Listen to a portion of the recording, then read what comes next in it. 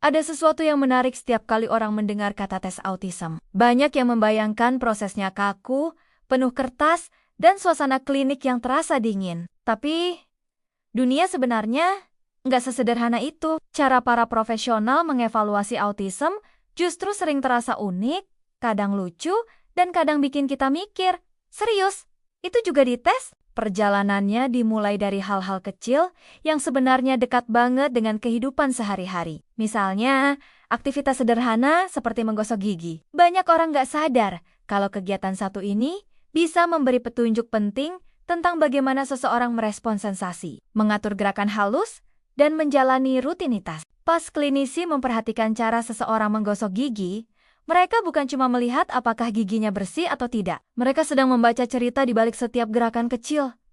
Apakah tekstur sikat bikin tidak nyaman? Apakah busa pasta gigi terasa terlalu kuat? Apakah suara gesekan sikat membuat kepala terasa penuh? Atau apakah urutan langkah-langkahnya terasa membingungkan? Ternyata, hal-hal kecil seperti itu bisa membuka gambaran besar tentang kemampuan regulasi sensorik, pola motorik, bahkan cara otak menyusun rencana. Makanya, asesmen seperti Vineland atau ABAS sering mengangkat soal rutinitas harian. Karena dari situ terlihat jelas bagaimana seseorang menavigasi dunia yang penuh sensasi ini. Lompat sedikit ke bagian lain yang juga sering mengejutkan banyak orang, pertanyaan-pertanyaan yang terdengar absurd.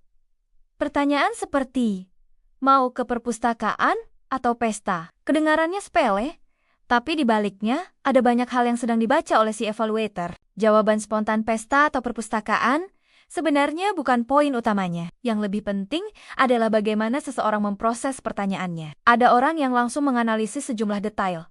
Pestanya di mana? Siapa yang datang?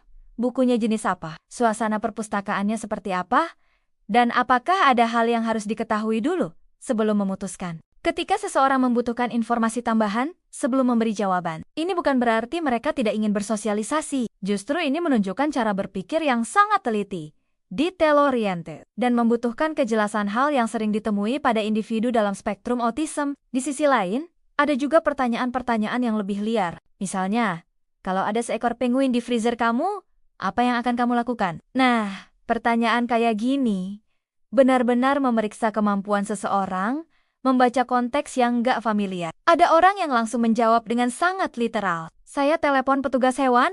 Sementara ada juga yang melihat situasinya dari sisi sosial, seperti saya akan memastikan hewan itu aman. Yang diperhatikan bukan jawaban lucu atau tidak, tapi bagaimana seseorang memproses skenario yang tidak masuk akal. Apakah responnya terlalu harfiah?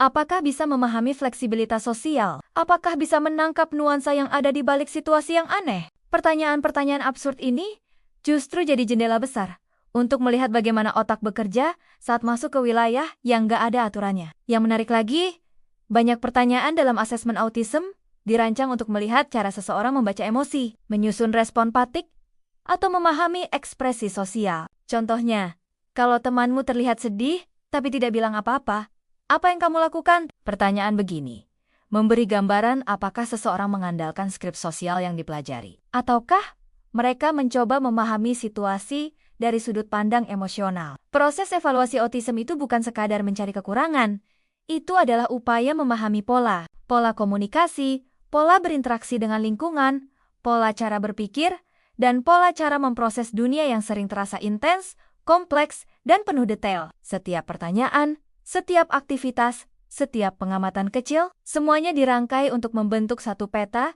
yang lebih jelas tentang bagaimana seseorang hidup dan merasakan dunia. Dan menariknya lagi, setiap orang dalam spektrum autism punya cerita yang berbeda. Ada yang sensitif terhadap suara kecil, ada yang justru mencari sensasi tertentu, ada yang sangat menyukai struktur, ada juga yang cemerlang dalam hal-hal analitis. Maka tesnya pun harus menyentuh banyak sisi.